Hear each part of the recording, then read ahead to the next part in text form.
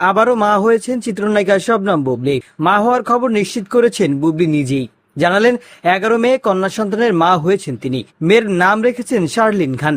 শুক্রবার বিকেলে ফেসবুকে সাকিব খানকে ট্যাগ করে মা হওয়ার খবর জানিয়ে বুবলি লেখেন, আলহামদুলিল্লাহ, মহান আল্লাহর অশেষ রহমতে আমাদের পরিবারে একটি কন্যা সন্তানের আগমন হয়েছে। এই আনন্দের মুহূর্তে যারা আমাদের জন্য দোয়া করেছেন এবং শুভকামনা জানিয়েছেন তাদের প্রতি আন্তরিক কৃতজ্ঞতা। আমাদের মেয়ের জন্য সবার দোয়া কামনা করছি। শোনা যাচ্ছে সন্তান জন্ম দিতে প্রায় 3 মাস আগে যুক্তরাষ্ট্রে গেছেন বুবলি। এ সময়ের মধ্যে বুবলি অভিনীত 3টি সিনেমা প্রেসার কুকার, সর্দার বাড়ির খেলা ও পিনিক মুক্তি পেলেও দেখা মেলেনি অভিনেত্রীর। নির্মাতারাও অসুস্থতার কথা জানিয়ে এড়িয়ে গেছেন বুবলির প্রসঙ্গে। বুবলির দ্বিতীয়বার মা হওয়ার আলোচনায় সূত্রপাত গত বছরের আগস্টে।